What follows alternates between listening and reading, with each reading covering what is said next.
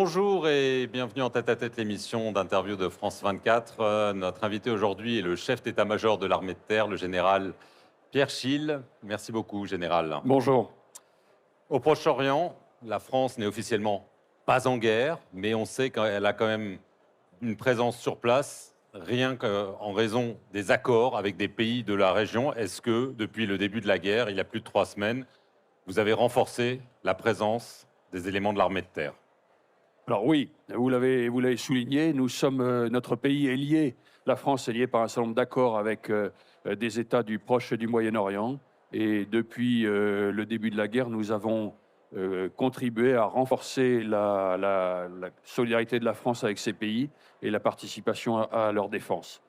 Est-ce que vous pouvez quantifier l'effort ou ce n'est pas une information Alors, publique? nous avions déjà un certain nombre de forces déployées dans ces pays. Par exemple, nous avons un régiment qui est stationné en permanence aux Émirats arabes unis. Nous participons à la mission des Nations unies au Liban, à la FINUL, et à différents partenariats. Depuis, nous avons déployé davantage de moyens de défense antiaérienne qui sont déployés dans les forces françaises, ainsi qu'un certain nombre de renforts de type renseignement et en appui de ses partenaires. Et plus de moyens ne sont pas à exclure. Et plus de moyens ne sont pas à exclure en fonction des décisions que prendra le président de la République dans les prochains mois.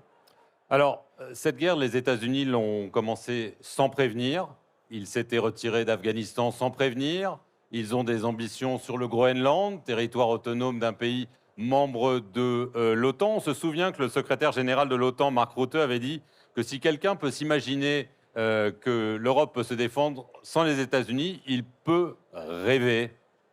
Est-ce qu'il ne faut pas justement rêver? Alors, il ne s'agit pas de rêver, il s'agit de regarder le monde tel qu'il est et d'en tirer les conclusions. Les États-Unis sont un pays souverain, on peut penser ce qu'on veut de leur politique. Le fait est qu'ils nous ont dit, et ils nous ont dit depuis plusieurs années, je ne veux pas être obligé, forcé à défendre l'Europe. Je souhaite que l'Europe prenne davantage de responsabilités dans sa défense, ce qu'on a appelé burden shifting, c'est-à-dire de passer une partie du fardeau à l'Europe. Je pense que cette parole, il faut absolument l'entendre et en tirer les conclusions. Ces conclusions, c'est que, évidemment, la défense de l'Europe, et si on en reste à l'Europe, elle est plus efficace, plus forte si les États-Unis sont présents. Et la question n'est pas de dire faisons forcément sans les États-Unis, mais la question est de dire si jamais les États-Unis décidaient de moins s'engager, comment aurions-nous à prendre nos responsabilités? Et ce n'est pas une question pour demain, c'est une question pour maintenant. Sur les autres territoires, domaines, théâtres, espaces du monde, je pense que la question, elle est un peu du même ordre, elle est la question Europe. Quel est votre projet? Avez-vous un projet qui est forcément subordonné à celui d'autres puissances, dont les États-Unis, ou avez-vous une parole, une stratégie autonome parce que vous êtes un continent de valeurs, parce que vous êtes un continent de culture, parce que vous êtes un continent qui a quelque chose à dire sur le plan économique, culturel, diplomatique et militaire. Et je pense que c'est ça la question qui nous est posée. Comment nous, Européens, sommes-nous capables de peser sur la marche du monde, plutôt dans une démarche de consolidation du droit que face aux forces qui se mettent en œuvre? Alors, vous avez dit que les États-Unis sont un pays souverain. Est-ce que c'est toujours un pays allié? Ah, les États-Unis sont nos alliés. Les États-Unis, On se pose la question. dans le cadre de l'OTAN, nous sommes membres d'une coalition dont les États-Unis sont partis, et c'est clair que ce sont des alliés. Maintenant, derrière un allié, il n'y a pas forcément la question de l'alignement. Et évidemment, les États-Unis ont une politique propre, ont des intérêts propres. La question, elle est, à mon avis, pas à poser vis-à-vis des États-Unis, elle est à nous poser à nous-mêmes, nous Français, nous Européens. Avons-nous un projet? Je pense que la réponse est oui, et il faut pouvoir le mettre en œuvre. Mettre en œuvre, notamment face à ce qui, j'imagine, pour vous est la principale menace stratégique, la Russie. Les services de renseignement de plusieurs pays européens estiment que la guerre avec la Russie est inéluctable d'ici 2 ans, 3 ans, 4 ans, 5 ans. Vous êtes d'accord? 5 ans, pardon. Vous êtes d'accord avec ça? Non, je ne suis pas d'accord avec ça. Je suis d'accord avec le fait que la Russie est une menace. Je suis d'accord avec le fait que la Russie a une politique impériale. Je suis d'accord avec le fait que la Russie a une armée extrêmement puissante et qu'elle a déjà montré, notamment par l'invasion à grande échelle de l'Ukraine, qu'elle était prête à employer cette armée pour parvenir à ses fins. Maintenant, face à cette Russie, nous avons de très nombreux atouts. Alors, vous avez dit que c'était la menace principale. Oui, parce que c'est une menace structurante. Oui, parce que nous avons des alliés à l'est de l'Europe qui estiment que la Russie est susceptible de les attaquer d'une façon ou d'une autre à Elle a cette déjà brève commencé. échéance, et que nous sommes alliés de ces pays. C'est-à-dire que nous avions dit que si jamais ils étaient agressés, c'était en quelque sorte, nous allions contribuer à leur défense. Mais donc ça, c'est une réalité, cette menace, mais elle n'est pas inéluctable, elle ne va pas se déclarer de manière inéluctable. Justement, l'enjeu aujourd'hui, c'est comment sommes-nous forts, déterminés, crédibles, collectivement, et comment la France, dans ce collectif, est un ferment pour que, si on revenait au 24 février 2022, le président Poutine se dise « Ah, non, c'est peut-être pas une bonne idée d'y aller ». Et deuxième rebond, c'est que même si nous sommes focalisés, en tout cas si nous avons un intérêt particulier sur cette menace à l'est de l'Europe, c'est loin d'être la seule menace, c'est le seul domaine dans lequel la France et les pays européens vont intervenir. Nous devons continuer à pouvoir nous intéresser aux affaires du monde, à pouvoir aider, prévenir les crises au-delà du seul continent européen. Alors, est-ce que l'armée de terre est prête à cette guerre? Vous dites qu'il faut être prêt dès aujourd'hui. Est-ce qu'on est prêt ou est-ce qu'il n'y a pas toujours des lacunes en termes de capacité, pas seulement en France, mais au niveau de l'Europe? Alors, il y a toujours un besoin de faire mieux, il y a toujours un besoin d'évoluer, il y a toujours un besoin d'innover.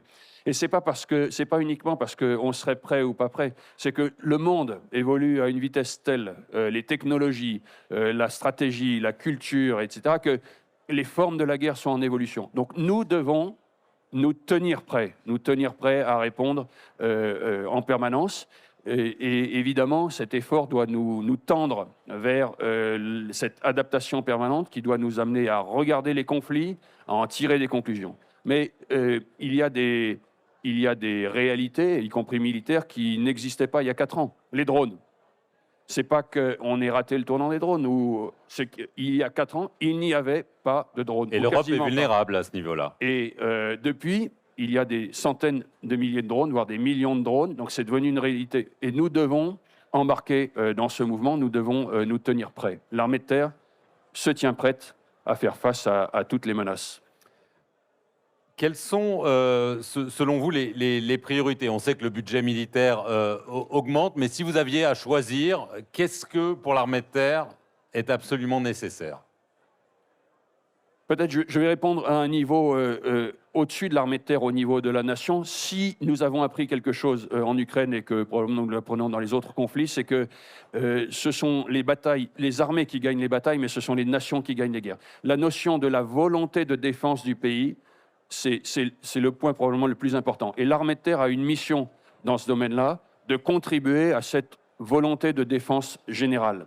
Mais derrière cette conclusion ou ce point qui est un peu en surplomb, la deuxième conclusion que je tire des conflits en cours, c'est cette évolution permanente de l'innovation, etc. Mais aucune des innovations n'a jamais remplacé pour le moment des éléments plus anciens.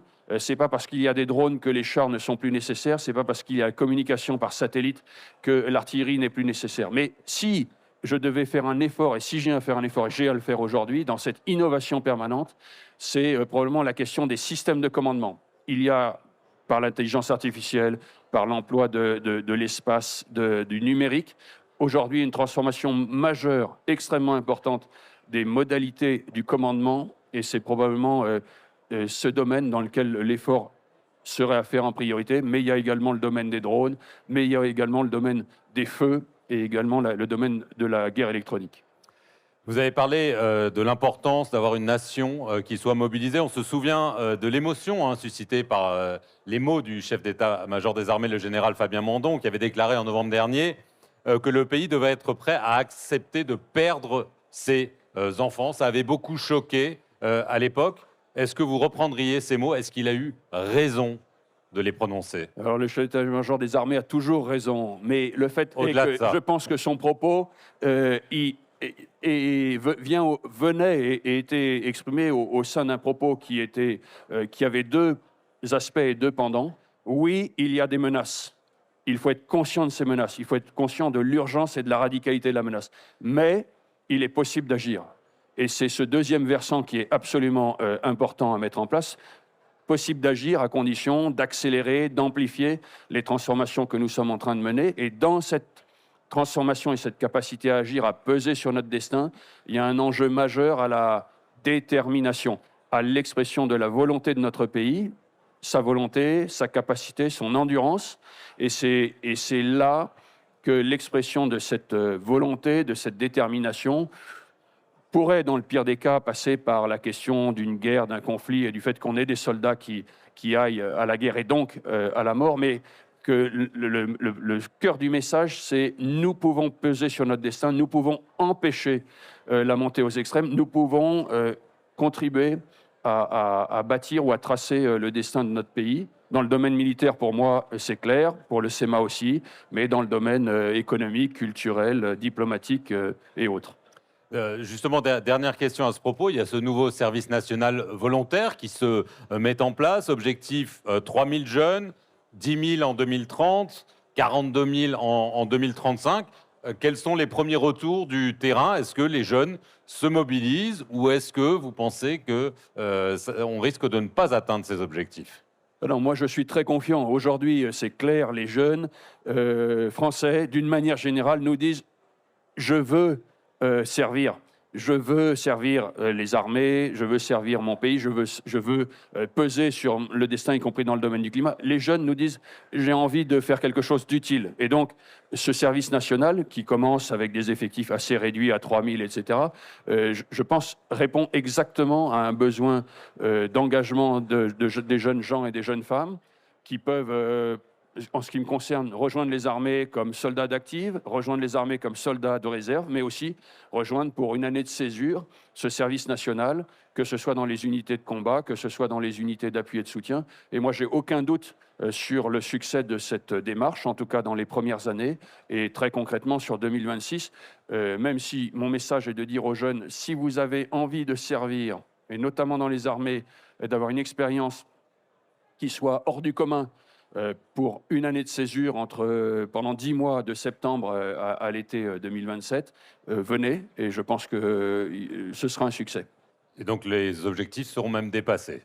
Les objectifs seront au moins atteints, et après il s'agit que ce dispositif monte en puissance de manière coordonnée, de façon à ce que nous puissions faire sérieusement les choses et que les jeunes qui nous rejoignent vivent une expérience qui soit utile, utile à eux-mêmes, utile aux armées, utile au pays. Merci beaucoup, Général Pierre Schill, chef d'état-major de l'armée de terre, d'avoir répondu à nos questions et merci à vous de nous avoir suivis. Merci.